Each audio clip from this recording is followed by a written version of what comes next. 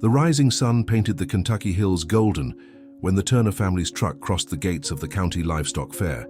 Sarah, a veterinarian with over 15 years of experience, firmly held the event map, while her husband, Michael, a biology professor, carefully drove along the dusty paths.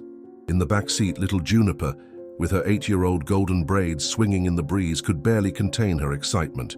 "Will we find a horse today, Mom? One that can come to our farm in Asheville?" Juniper asked for the 10th time that morning, clutching her animal observation journal against her chest, already filled with colorful drawings and meticulous notes for a child her age.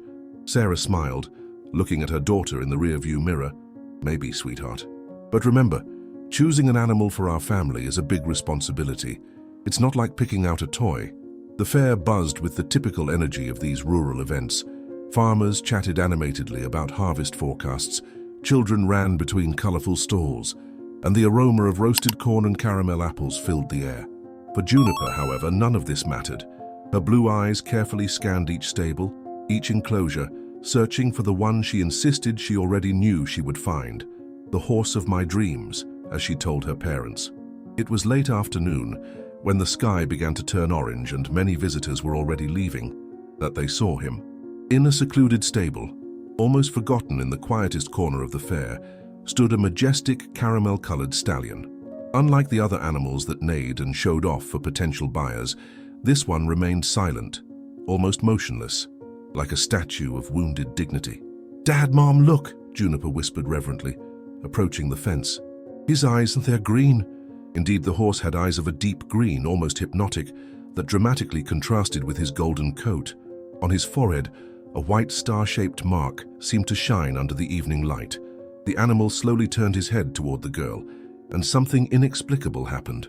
It was as if a silent conversation had been established between the two. The stable owner, a man with a tired appearance and abrupt gestures, approached the family. "Interested in him? Name's Asher. He was a jumping champion, you know. Won competitions all over the country." "What happened?" asked Sarah, noticing a slight misalignment in the animal's front leg. "Tendon injury during a competition 2 years ago. Nothing serious, but enough to end his career on the tracks. We tried selling him to breeding farms, but he's different, temperamental, refuses to mate. It's like he's waiting for something, or someone." While the adults talked, Juniper kept her eyes fixed on the horses. Slowly, she extended her small hand through the fence. The owner made a move to stop her, but Sarah signaled for him to wait.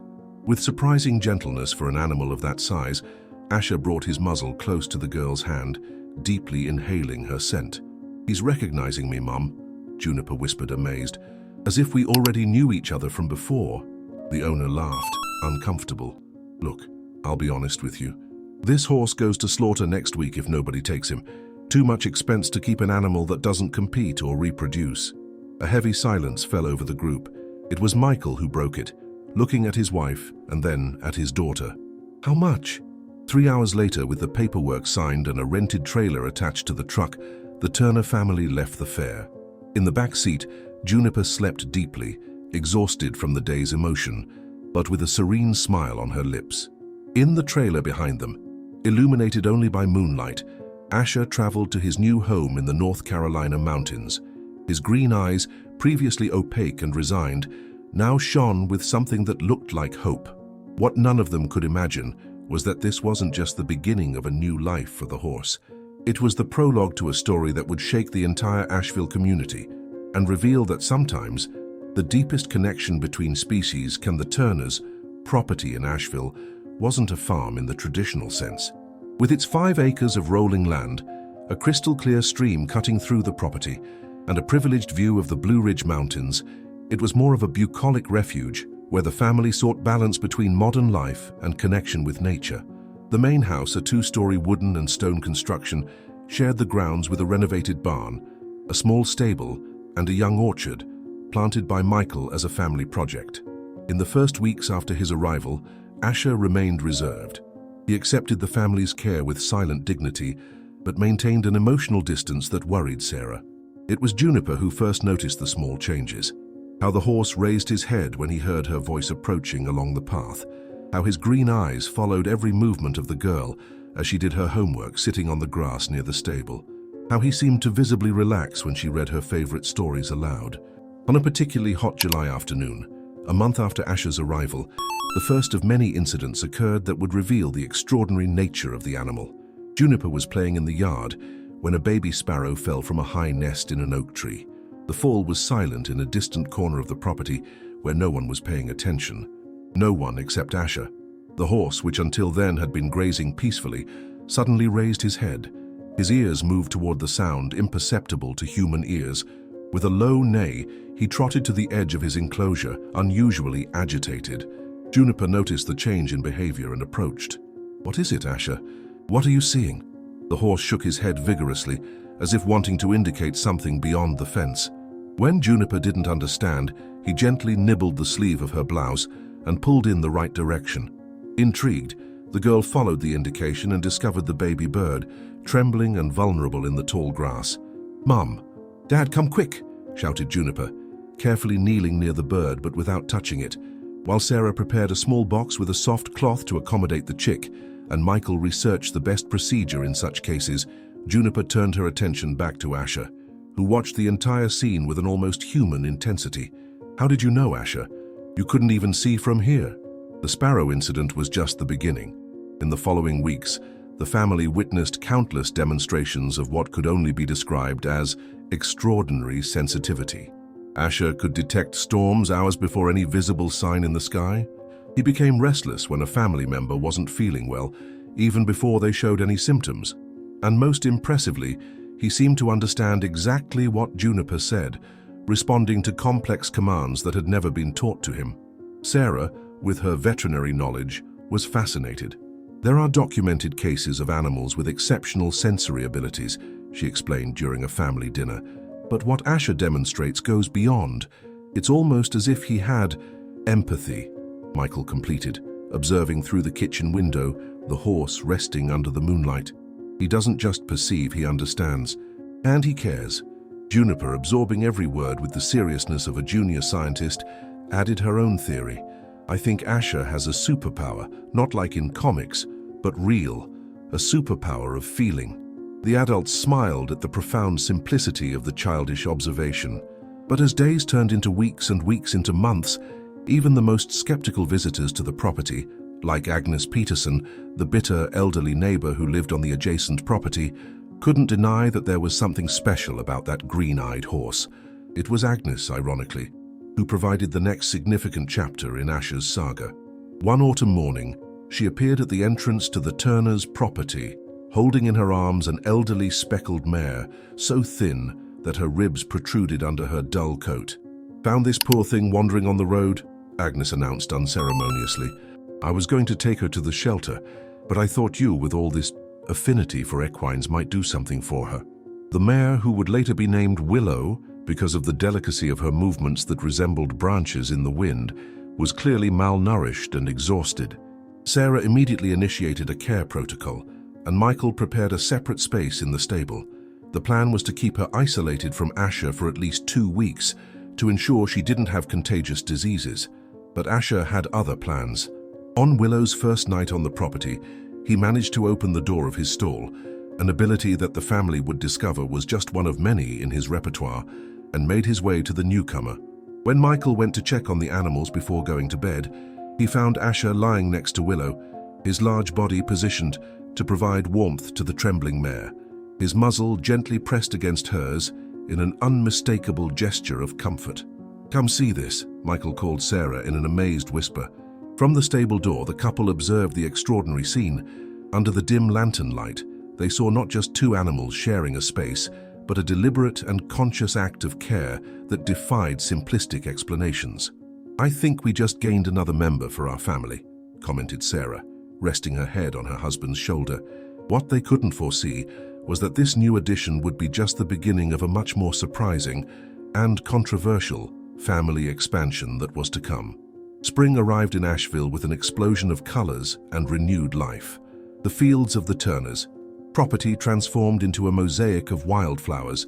The stream flowed with more vigor after the seasonal rains, and the most notable change happened in the relationship between Asher and Willow. The speckled mare, now recovered and with shiny coat, had become inseparable from the majestic caramel-colored horse. Where one went, the other followed, like dancers in a silent and perfectly synchronized choreography. Sarah noticed the signs first, with her trained veterinarian's eye. "I think Willow is pregnant," she commented to Michael one evening, as they watched the horses grazing together in the twilight. "Are you sure? Isn't she a bit elderly for that?"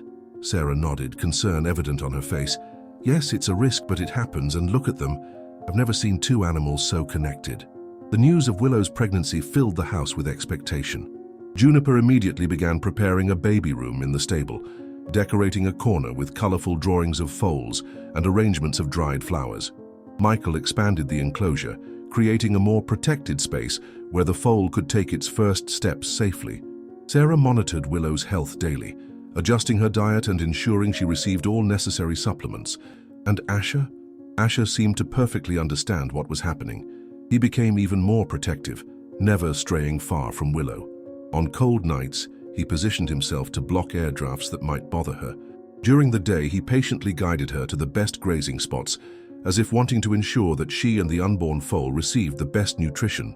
But sometimes, even the most careful preparations and the most devoted love aren't enough against life's harsher turns. That summer evening, while the family was in the house preparing dinner, the sky suddenly darkened. It was one of those rapid, violent mountain storms that descend without warning. Lightning tore the sky, and the wind bent the sturdiest trees. In the stable, Willow went into early labor. By the time Sarah and Michael heard Asher's distressed neighs and rushed to the stable, braving the tempest, it was too late for the foal. The tiny creature, marked with the same star on its forehead as Asher, didn't make it. Willow, physically and emotionally exhausted from the difficult labor, fell critically ill. Despite Sarah's professional expertise and round-the-clock care from the entire family, the mare's condition deteriorated rapidly. Just 3 days after losing her foal, Willow closed her eyes for the last time, surrounded by the family that had given her a dignified final chapter. For Asher, the loss was devastating. He stopped eating. He stood for hours in the exact spot where Willow used to sleep, letting out low, haunting neighs that sounded like mourning songs. His once luminous green eyes became dull, unseeing. It was as if the light that had gradually kindled inside him since arriving at the Turners had been suddenly extinguished. Juniper, her young heart broken by both losses and by seeing her beloved friend in such pain, tried everything to lift Asher's spirits. She read him stories in the barn at night, brought him the juiciest apples from the orchard, and spent hours talking to him about all the adventures they would have once he felt better. But nothing seemed to pull him back from the well of sorrow he had fallen into. "He's not just sad, he's grieving," Sarah explained to her daughter one night, after another day without improvement. "Animals feel lost too, Juniper, especially ones as special as Asher. All we can do is give him time and let him know we're here." But as days turned into weeks with no change, even Sarah began to worry that Asher might never recover. The stallion, who once pranced across the fields with such majestic energy, now moved as if carrying an invisible burden. The family veterinarian, a colleague of Sarah's, suggested medication or even finding a new companion for Asher, but something told her that this wasn't just an issue of equine psychology. This was a matter of a broken heart. Then came a strange Sunday morning that would forever change the trajectory of their lives. After a fierce night of rain that nearly flooded the creek running through the property, Michael went out at dawn to assess any damage. He found Asher's stall empty. Panic spread through the household. In Asher's fragile state, where could he have gone? The family split up to search the property, calling his name with increasing desperation. It was Juniper who found him, not far from the orchard, but what she saw made her stop in her tracks and call for her parents, in a voice trembling with disbelief. Asher was returning from the direction of the woods, moving with more purpose than he had shown in weeks. And in his mouth, held delicately between his teeth, was a small bundle, a scrap of old fabric soaked from the rain. Inside this makeshift carrier was a tiny, terrified black puppy with a white patch on its chest, shaped eerily like a star. With remarkable gentleness, Asher carried his precious cargo into the barn and placed the bundle onto a pile of hay he had apparently prepared in a clean corner. Then, using his lips and subtle head movements, he adjusted the puppy's position before settling beside him like a sentinel. "Dad, Mom, look what he's doing," Juniper whispered, afraid to break the spell of the moment. Sarah and Michael watched in amazement as Asher nudged the shivering puppy closer to his warm body, providing comfort and protection. When Sarah carefully approached with a dish of warm milk, Asher didn't show any possessiveness. Instead, he nudged the dish closer to the puppy, as if he understood exactly what the tiny creature needed. From the puppy's neck, hanging by a frayed string, Asher carefully removed a small, rusted medallion, a pendant shaped like a horse. The family exchanged glances of astonishment. It was as if some cosmic force had orchestrated this rescue, this unlikely connection. That night, as they watched Asher guarding his newfound ward with fierce devotion, Michael voiced what they were all thinking. It's like he's been given a second chance at being a parent. What none of them realized was that this was just the beginning. In the days that followed, as floodwaters receded and broken trails were revealed, Asher would embark on a series of dawn missions that would bring 5 more puppies to the barn, each bearing a marking that somehow echoed his own. And with each new arrival, a spark returned to Asher's eyes, a purpose to his step. The horse who had lost everything had somehow found a new family to love in the most unexpected form imaginable. But while the Turners saw this as a miracle of healing, not everyone in their small community would view Asher's unusual adoption with such benevolent eyes. The morning after Asher brought home the first puppy, the Turner family created a comfortable space in the barn, with old blankets, towels, and a makeshift heating lamp to keep the tiny creature warm. Sarah examined the puppy thoroughly. A male, probably no more than 3 weeks old, underweight but otherwise surprisingly healthy, considering the circumstances. "We should call the local shelter," Michael suggested, though his tone lacked conviction.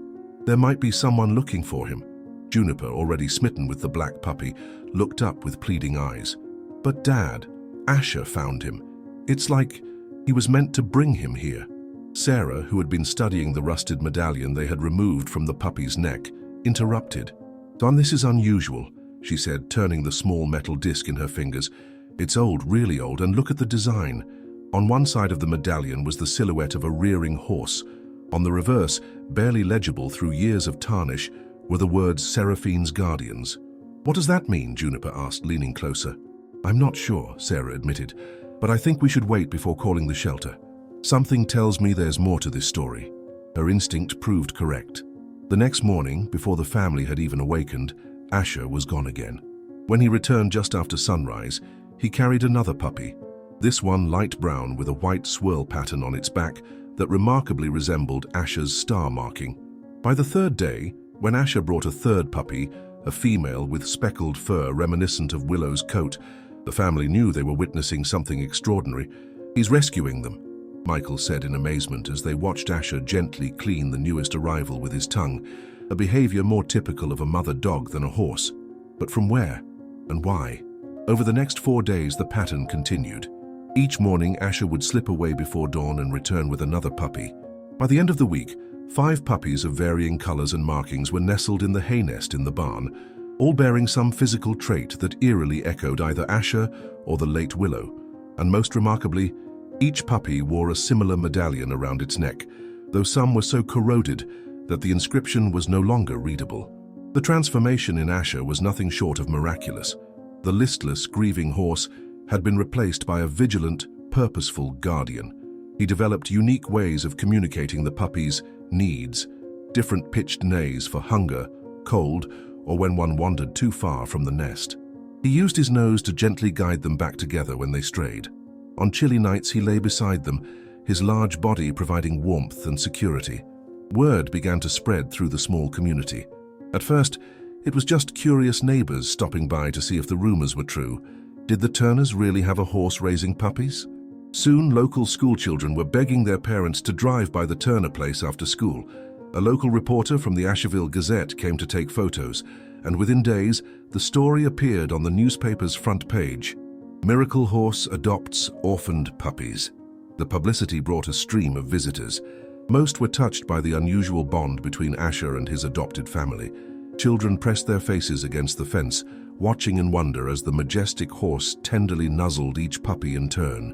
Couples took selfies with the barn in the background, hoping to catch a glimpse of the nanny horse, as Asher had been nicknamed. "It's like nothing I've ever seen in 30 years of veterinary practice," Sarah told the reporter from the Asheville Gazette. "He's not just tolerating them or accepting them, he's actively parenting them." But not everyone viewed the situation with such warmth. Agnes Peterson, who had initially found Willow, began spreading concerns among the older residents of the community. "It's not natural," she proclaimed loudly at the weekly meeting of the Asheville Senior Citizens Club. "Horses aren't meant to raise dogs. What happens when those puppies grow up? They'll be confused, dangerous even." Few knew that Agnes's objections stemmed from personal tragedy. 20 years earlier, her husband Robert had been thrown from a spooked horse during a trail ride and suffered injuries that eventually led to his passing. Since then, Agnes had harbored a deep-seated distrust of all equines, viewing them as unpredictable and dangerous. Her concerns found sympathetic ears among certain community members. Questions began to circulate. Where were the puppies coming from? Was Asher actually stealing them from somewhere? And what about potential diseases from mixing species so closely? What if he starts taking chickens next, or worse? Agnes suggested one Sunday after church services. The whispers grew louder. Meanwhile, the Turners were facing challenges of their own. Caring for 5 growing puppies was expensive and time-consuming. The smallest one, whom Juniper had named Star for the white marking on his chest, required bottle feeding every few hours. Veterinary bills mounted as Sarah ensured all the puppies received proper vaccinations and care. But the most pressing question remained unanswered. Where was Asher finding these puppies? Despite Michael's attempts to track the horses' pre-dawn journeys, Asher seemed to possess an uncanny ability to slip away unnoticed. The medallions offered the only clue, but internet searches for Seraphine's guardians yielded nothing useful. As opposition in the community grew, fueled by Agnes's persistent warnings, the Turner family found themselves at a crossroads. Should they find homes for the puppies before the situation escalated? Or should they trust Asher's mysterious mission, which seemed to have healed his broken spirit? The answer came in an unexpected form, when Agnes led a small delegation of concerned citizens to the local sheriff's office to file a formal complaint. "Those animals need to be properly assessed by animal control," she insisted to Sheriff Tom Bradley, a pragmatic man who had served the community for over 15 years. "For all we know, those puppies have been taken from their rightful owners." Sheriff Bradley, who had known the Turners since they moved to Asheville 5 years ago, promised to investigate personally. But before he could schedule a visit to the property, Juniper made a decision that would change everything. Juniper couldn't sleep. Outside her window, the waning moon cast silver shadows across the fields, and in the distance she could hear the occasional soft whinnies from the barn where Asher kept his vigilant watch over the puppies. Her mind raced with worry. What if they took the puppies away? What if they blamed Asher? What if they didn't understand? Adults often missed the simplest solutions, she reasoned. If they wanted to know where Asher was finding the puppies, why not just follow him? With the determination only an 8-year-old can muster, Juniper formulated her plan. She set her alarm for 4:30 a.m., knowing from her father's observations that Asher typically left around 5. She laid out her clothes, her rain boots, her flashlight, and her beloved notebook. Then, trying to quiet her racing thoughts, she finally drifted off to sleep. The alarm's soft buzzing woke her while the house was still wrapped in darkness. Moving with careful quiet, Juniper dressed quickly, stuffed a granola bar in her pocket and slipped downstairs and out the back door. The morning air was chilly, heavy with dew, and the eastern horizon showed only the faintest lightening of deep blue. In the barn, Asher was already awake, standing alert as if preparing for his journey. The puppies slept in a tight pile in their nest, occasionally twitching or yipping in their dreams. When Juniper entered, Asher turned his intelligent green eyes toward her, and for a moment, she feared he might change his plans because of her presence. "I won't stop you," she whispered, reaching out to touch his warm neck. "I just want to help." "I need to see where they come from, Asher. Please." Whether the horse understood her words or merely sensed her intentions, he lowered his head briefly to nuzzle her hand, then moved toward the barn door. Juniper took this as permission and quickly retrieved her bicycle from where it leaned against the barn wall. "I'll stay back," she promised. "You won't even know I'm there." As the first birds began their dawn chorus, Asher set off at a steady trot. Juniper mounted her bike and followed at a distance, her small flashlight clipped to her handlebars, providing just enough light to avoid potholes and rocks in the path.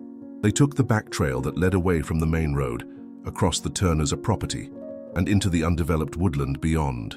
The journey was longer than Juniper had anticipated. Asher moved with purpose, never hesitating at forks in the path, crossing the shallow parts of streams with confidence born of repetition. Juniper struggled to keep up, especially when the trail narrowed and became overgrown.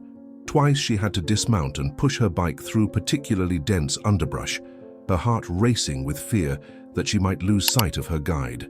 Just when her legs felt too tired to pedal another stroke, the trees thinned, and they emerged onto a clearing dominated by an abandoned building. In the growing light of dawn, Juniper recognized it as the old Carson meat packing plant, closed for nearly a decade when the family business went bankrupt. Its concrete walls were covered with graffiti, windows broken, the once bustling loading docks empty and decaying. Asher paused at the edge of the clearing, ears perked forward intently. Then, with renewed determination, he approached the main building, picking his way carefully through debris and overgrown weeds. Juniper leaned her bike against a tree and followed, her heart pounding with equal parts excitement and apprehension. At the far side of the building, where a partial roof still offered shelter from the elements, Asher stopped. He lowered his head and made a soft nickering sound, a gentle call that Juniper had heard him use with the puppies. From the shadows came a responding whimper. Juniper froze, holding her breath. In the dim light, she could make out a form, a dog lying on a patch of relatively dry concrete, partially sheltered by collapsed packing crates and old pallets. As her eyes adjusted, she could see that the dog was painfully thin, her coat dull, her eyes tired but alert. Around her neck hung a collar with a medallion identical to those the puppies wore. "Oh my goodness," Juniper whispered, understanding dawning with stunning clarity. "You're their mom." The dog, Seraphine, Juniper instantly knew, watched the girl carefully but made no move to run or bark. Instead, she turned her gaze to Asher, who approached with gentle steps and lowered his muzzle to touch the dog's face in what could only be described as a gesture of reassurance. Juniper carefully moved closer, talking in a soft, soothing voice as her parents had taught her to do with nervous animals. "It's okay. We've been taking care of your babies. They're safe. They're waiting for you." It was then that she noticed the dog's condition. Not only was she malnourished, but her back leg was injured, not broken, but with a wound that had partially healed yet still prevented her from walking normally. The realization hit Juniper like a physical force. The mother couldn't care for her puppies or move them to safety after the flood. Somehow Asher had found her and understood. He had been bringing her puppies to safety, one by one, while she couldn't. Tears welled in Juniper's eyes as she slowly reached into her pocket for the granola bar she'd brought. With gentle movements, she unwrapped it and offered a piece to Seraphine. The dog sniffed cautiously, then accepted the food, eating with the controlled desperation of the long hungry. "You need to come with us," Juniper said, her young mind already planning. "But I can't carry you, and I don't think you can walk that far." As if in answer, Asher moved closer to the dog and carefully lowered himself to lie beside her. Juniper watched in amazement as he positioned himself just right, an invitation that couldn't be clearer if he'd spoken it aloud. "He wants to carry you," Juniper told Seraphine, hardly believing what she was seeing, yet somehow not surprised at all. "Just like he carried your puppies."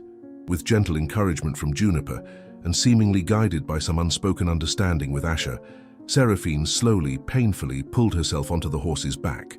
Once the dog was settled, Asher rose with incredible care, balancing his precious cargo with the skill of a circus performer.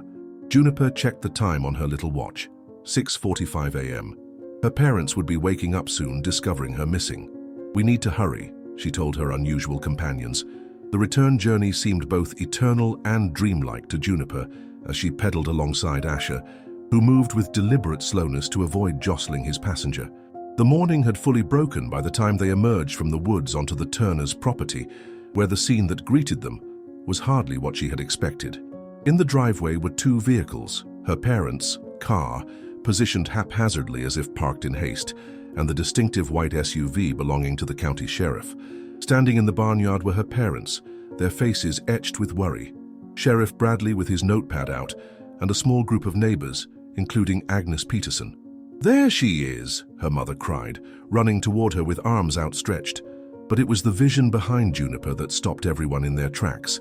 Asher, the majestic horse with emerald eyes, carrying on his back a gaunt, injured dog with dignity in her bearing despite her condition. Sheriff Bradley removed his hat, a gesture of respect or perhaps simply disbelief. "Well, I'll be damned," he murmured. Agnes Peterson stood frozen, her mouth open in shock, her usual stern expression replaced by one of utter bewilderment.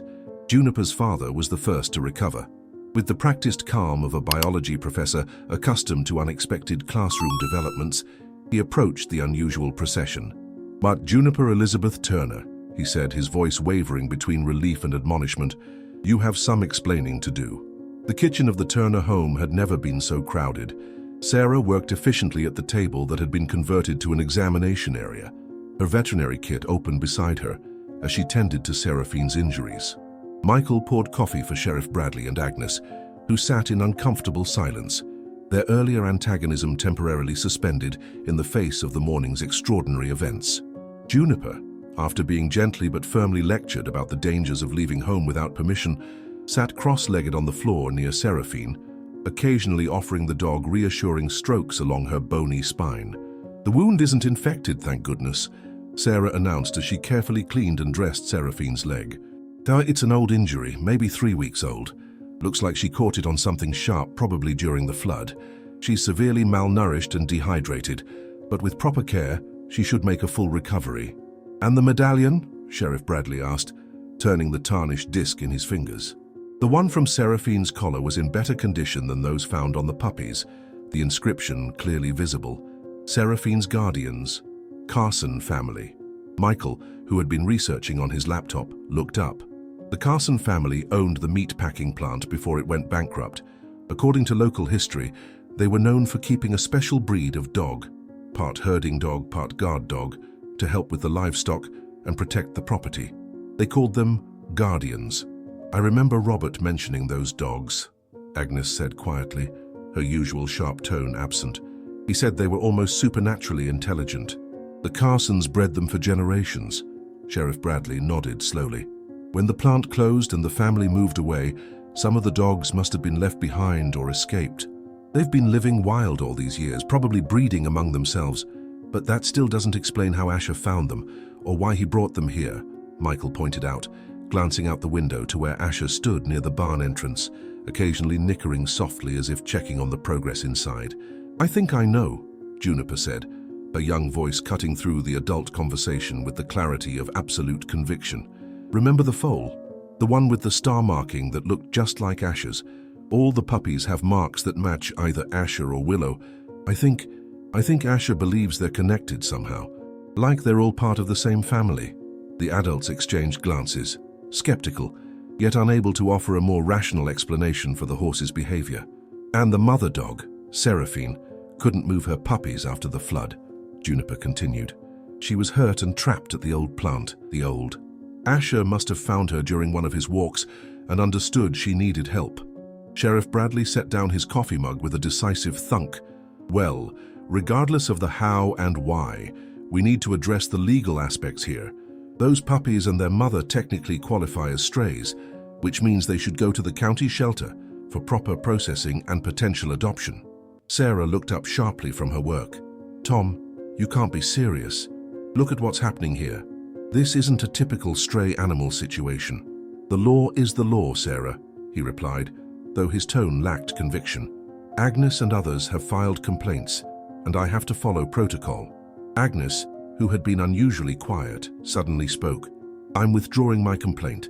All eyes turned to her in surprise. "I was wrong," she continued, her voice softer than anyone had ever heard it. "I let my personal feelings about horses cloud my judgment. What I've seen today, it's not unnatural. It's extraordinary." She turned to Juniper. "Your horse didn't steal those puppies.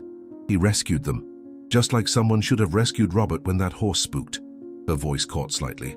Maybe if there had been an Asher that day, things would have been different. The silence that followed was profound, broken only by Seraphine's soft whine as Sarah finished bandaging her leg. Sheriff Bradley cleared his throat. "Well, that changes things. If there's no formal complaint and if the Turners are willing to take responsibility for the animals' care—" "We are," Michael said firmly, looking to Sarah, who nodded in agreement. "Then I don't see any reason for county intervention. I'll file this as a wildlife rescue situation." The sheriff stood, replacing his hat. "Though I expect this means you'll be getting even more visitors. That article in the Gazette was just the beginning. People love stories like this." As if to confirm his prediction, the sound of car tires on gravel announced new arrivals. Through the kitchen window, they could see a van with the logo of a regional news station. And so it begins, Michael sighed. The story of Asher and Seraphine's guardians, as the puppies came to be known, spread far beyond the boundaries of Asheville. What began with a small article in the local Gazette evolved into feature stories on regional television, then national news segments, and finally, viral internet fame. Videos of Asher tenderly herding his adopted puppies across the fields or standing guard while they played garnered millions of views. Wildlife photographers and documentary filmmakers requested permission to capture the unusual family in action. For the Turners, managing the sudden fame brought both challenges and unexpected blessings. Michael installed a special viewing area at the edge of their property, with educational placards explaining the extraordinary events. Sarah, recognizing an opportunity to fund the animals' care, authored a children's book titled Asher's Star Family, with illustrations by Juniper. The proceeds helped cover the mounting expenses of caring for 7 dogs and a horse with an ever-growing appetite. But perhaps the most significant transformation occurred within their small community. Agnes Peterson, once the most vocal critic of Asher's unusual behavior, became his most ardent defender. She volunteered to coordinate visitor schedules and began recording the daily activities of the unconventional family for a blog that attracted followers from around the world. "I was so blinded by my past," she confided to Sarah one afternoon as they watched Asher gently nudging the puppies back toward the barn when rain threatened. "It took a horse with more compassion than most humans to make me see that." As Seraphine recovered under Sarah's care, an extraordinary relationship developed between the mother dog and the horse who had saved her puppies. They could often be seen lying side by side in the sunshine, communicating in ways that defied conventional understanding. When Seraphine was finally strong enough to care for her puppies herself, there was no competition between them, only collaboration. Asher seemed to understand that his role was now that of protector and companion rather than primary caregiver. The puppies, growing rapidly and developing distinct personalities, treated both Asher and Seraphine as parents, responding to different calls and commands from each. Star, the black puppy with the white chest marking who had been the first rescued, developed a particular attachment to Asher, often trailing him around the property like a shadow and even attempting to mimic his movements. Community members who had once been skeptical now volunteered their time and resources. The local hardware store donated materials for an expanded barn with special accommodations for the dogs. A retired carpenter built custom feeding stations that allowed both horse and dogs to eat together comfortably. Children from the elementary school where Michael occasionally guest lectured sent handmade toys for the puppies and decorated blankets for their sleeping area. Sheriff Bradley, during his regular visits, often brought special treats, carrots for Asher and beef bones for Seraphine and her growing brood. "Never seen anything like it in all my years wearing this badge," he remarked to Michael. "Makes you wonder what else animals understand that we've never given them credit for." As autumn painted the mountains in brilliant reds and golds, the Turner family received an unexpected letter. It came from California, from a woman named Eleanor Carson, granddaughter of the original owner of the meat packing plant. "I read about your miracle horse and the guardian dogs in a magazine," she wrote. "Those medallions you found belonged to a special breeding line my grandfather maintained for decades. The dogs were known for their intelligence and loyalty. When the plant closed and the family dispersed, many of the dogs were adopted out, but some escaped and returned to the only home they knew. I've enclosed some historical photos and breeding records that might help you understand their lineage. The photos reveal dogs remarkably similar to Seraphine and her puppies, with the same distinctive markings that had so mysteriously echoed Asher and Willow's. The coincidence, if it was indeed coincidence, added another layer of wonder to an already extraordinary tale. Eleanor's letter concluded with a generous offer. "The Carson land has remained in our family, though none of us have returned to North Carolina in many years. My siblings and I have decided to donate the property to your family, to be maintained as a sanctuary for Asher, Seraphine, and their unusual family. It seems only right that the guardians should have their ancestral home restored to them, and that the horse who recognized their worth should have a part in it." The news, when shared with the community at a town meeting, was met with thunderous applause. Agnes immediately proposed forming a non-profit organization to help manage what would become known as the Asher and Seraphine Sanctuary for Interspecies Harmony. Local businesses pledged support, and volunteers stepped forward to help clean up the old Carson property and make it safe for both visitors and animals. By early winter, plans were underway for a spring opening of the sanctuary. Architectural drawings showed the renovated plant transformed into an education center with natural habitats, walking trails, and observation areas where visitors could witness the extraordinary bond between species that had captured hearts worldwide. As Christmas approached, the Turner home was busier than ever. Juniper, now celebrated in her school as something of a local hero, had developed a deep interest in animal behavior and spent hours observing and documenting the interactions between Asher and his adopted family. Her journal, once filled with childish drawings, now contained surprisingly insightful observations that even professional animal behaviorists found valuable. On Christmas Eve, as snow fell gently outside, the family gathered in the barn for what had become a nightly ritual. Surrounded by Seraphine and her now half-grown puppies, with Asher standing protective watch nearby, they read stories, sang carols, and reflected on the incredible journey of the past 6 months. "I still can't believe how much has changed," Michael said, his arm around Sarah as they watched Juniper decorating a small tree she had placed in the barn specifically for the animals. "And it all started with Asher," Sarah replied, watching the horse who stood sentinel near the door, his green eyes reflecting the soft lights of the season. So one horse who refused to give up on a family that wasn't even his own. Spring came early to Asheville that year. By mid-March, wildflowers carpeted the fields of what was now officially the Asher and Seraphine Sanctuary, and the renovated education center gleamed with fresh paint and new purpose. The grand opening was scheduled for the first weekend in April, timed to coincide with the first birthday of Seraphine's puppies, now young dogs with boundless energy and the distinctive intelligence that marked their lineage. The Turners had moved into the renovated caretaker's cottage on the sanctuary property, a charming stone structure that had once housed the Carson family's foreman. Their original home was now occupied by Agnes, who had sold her property to serve as full-time volunteer coordinator for the sanctuary. Who would have thought, she often marveled to visitors, that a woman who once feared horses would end up dedicating her retirement to one? On the morning of the sanctuary's opening ceremony, crowds began gathering before the gates were officially unlocked.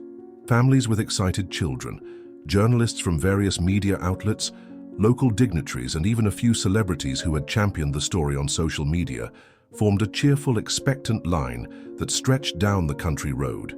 Inside the main barn, which had been transformed into a welcome center with educational displays and a small auditorium, Juniper was putting final touches on an exhibit titled "The Science of Cross-Species Empathy." Now 9 years old, she had spent months working with her father and researchers from the university to document and analyze the extraordinary behaviors exhibited by Asher and the dogs. "Ready for your big speech?" Michael asked, adjusting the presentation screen one last time. Juniper nodded, her confidence belying her young age. "I've been practicing with Asher. He's a good listener." Sarah entered, checking items off a clipboard as she walked. "The ribbon cutting is in 30 minutes. Eleanor Carson just arrived from California.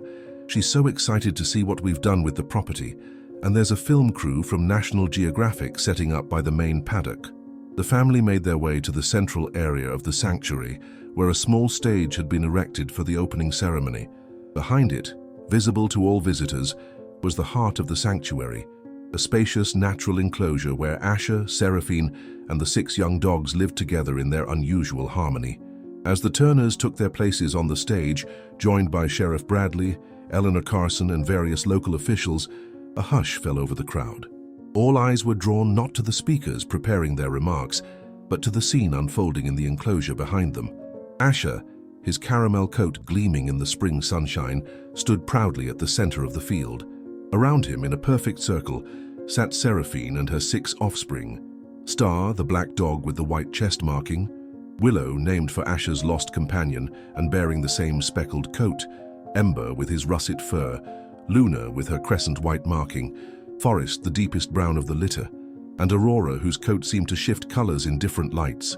It was as if they knew somehow that this moment mattered, that their story had touched thousands of lives already and would touch thousands more, that what had begun as tragedy, a mother unable to care for her newborns, a horse grieving his lost family, had transformed into something beautiful and meaningful, Mayor Jenkins stepped to the microphone first. Ladies and gentlemen, we gather today to celebrate not just the opening of a new sanctuary, but a new understanding of what's possible when we open our hearts to connections that defy explanation. As she spoke, Star, who had always been the most attached to Asher, rose from his sitting position and moved to stand directly beside the horse. The other dogs followed suit, arranging themselves around Asher in a formation that could only be described as deliberate. Seraphine took her place at Asher's other side, her once injured leg now completely healed, her bearing regal and dignified. Cameras clicked and murmurs rippled through the crowd.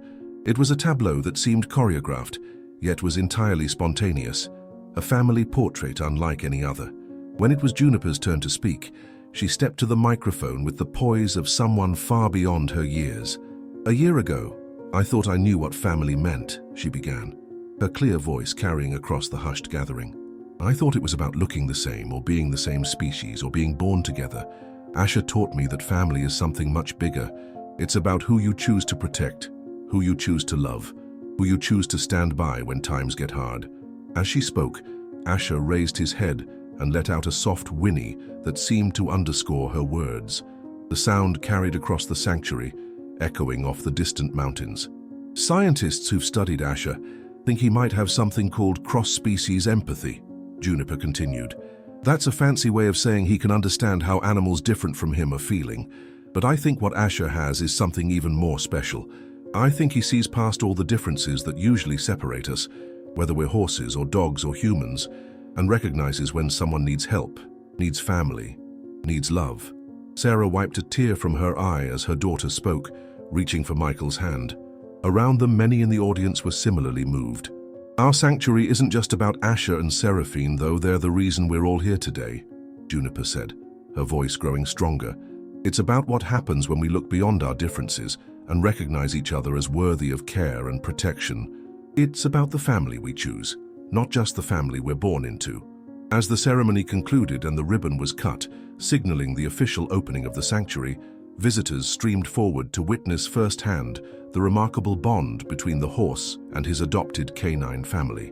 Children pressed their faces against the viewing areas, pointing in delight as the young dogs playfully circled Asher, who watched over them with patient dignity.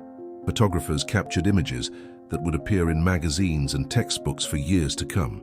Eleanor Carson, standing beside Agnes at the edge of the field, shook her head in wonder. "My grandfather used to say the guardian dogs had old souls. I think Asher might have the oldest soul of all." Agnes nodded, watching as Asher gently nudged Star away from a patch of mud. "He reminds us what we're capable of, not just animals but humans too. That we can rise above our instincts, our prejudices, our fears. That we can choose compassion, even when it doesn't make logical sense."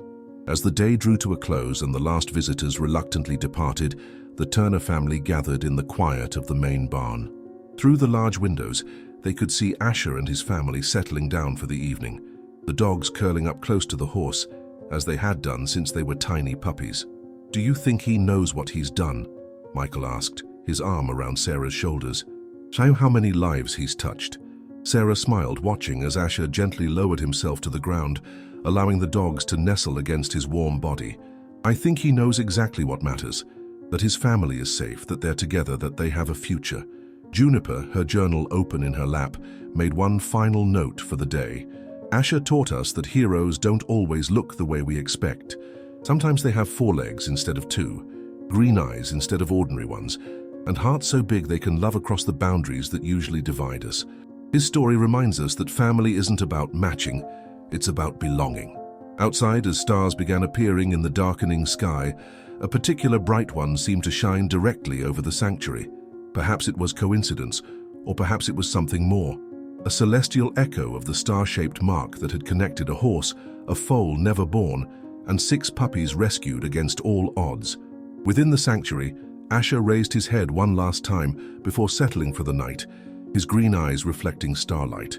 Around him, his chosen family slept peacefully, secure in the knowledge that they were exactly where they belonged. My friends, we have reached the end of the story. Did you like it? What lesson can you bring to life from this story? Leave it here in the comments. Leave your like, subscribe to the channel, and watch this video that's playing on your screen. This story will impact you. See you next time.